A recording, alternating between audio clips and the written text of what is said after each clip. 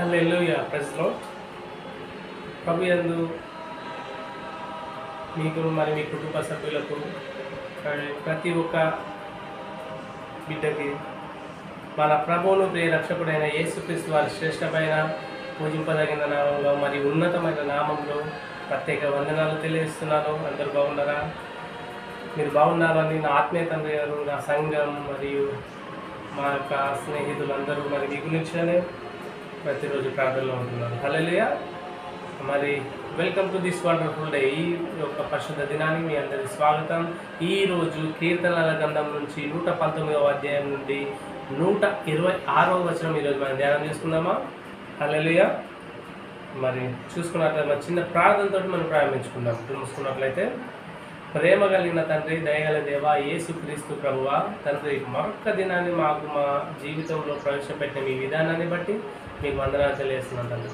అంటే ఈరోజు తండ్రి మేము మరి ఇప్పటి నుంచి మొదలుకొని రేపటి ఈ సమయం వరకు తండ్రి మమ్మల్ని కాపాడుతూ ఉండేందుకు తండ్రి మీరు మాకు ఇచ్చిన వాగ్దానాన్ని బట్టి మీకు వందనాలు తెలియజేస్తున్నాను తండ్రి. యేసయ్యా, ఇప్పటివరకు కాపాడిన దేవా మీకు వందనాలు తండ్రి.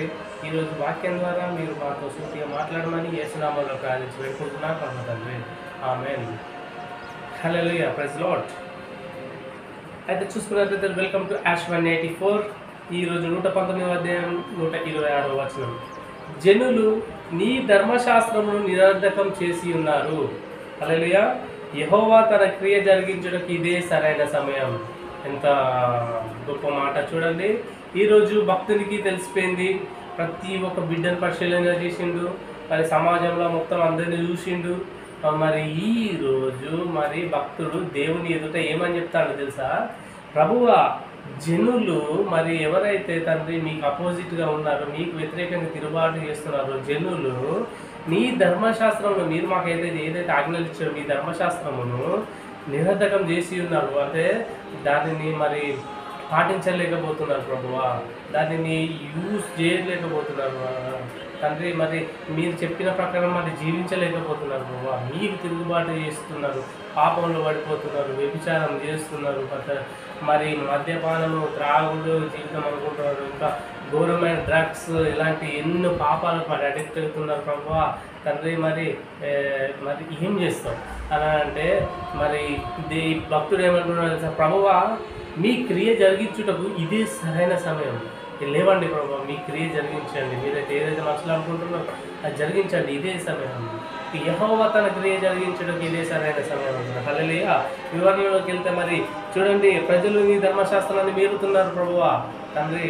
మరి యెహోవా న్యాయం జరిగించడానికి ఇదే అదును, ఇదే సరైన సమయం ప్రభువా, మరి లేవండి అంటున్నారు. చూడండి, మరి మనం హిందీలో చూసుకున్నట్లయితే హిందీలో కూడా చాలా బాగుంటుందండి. హే యెహోవా, यही समय है तेरे लिए कि तू कुछ कर डाले. हालेलुया. చూడండి, हे यहोवा, यही समय है तेरे लिए कि तू कुछ कर डाले. हालेलुया. చూడండి, लोगों ने तेरे विधान को तोड़ा है. చూడండి, ప్రజలు మీ విధి విధానాలను మరి ఉల్లంఘించిళ్ళు. లోగోనే తెరే విధానంలో తోడా హై అంటున్నారు. హల్లెలూయా. ఇంత గొప్ప మాట. ఈ రోజు మనం ఇలాంటి సిచ్యువేషన్లో అయితే దీని యొక్క ఈ వాక్యం ముఖ్య ఉద్దేశం అంటే ముఖ్య భావం ఏంటిదని అంటే, ప్రజలారా, మానవ పాపము దేవుని తీర్పుకు తప్పక గురవుతుంది అని అంటున్నారు. అవును, మానవ పాపం దేవుని తీర్పుకు తప్పక గురవుతుంది.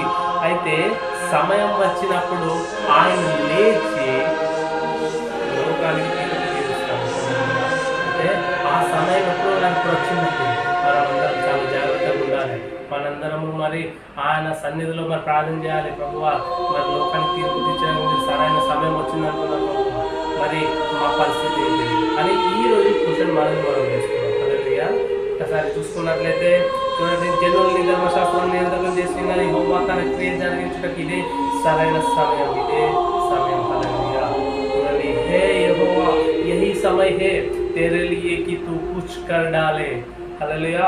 लोगों ने तेरे विधान को तोड़ा है. చూడండి ఎంత గొప్ప. మరి మనం ఎంత జాగ్రత్తగా ఉండాలి ఒకసారి ఆలోచించేద్దామా?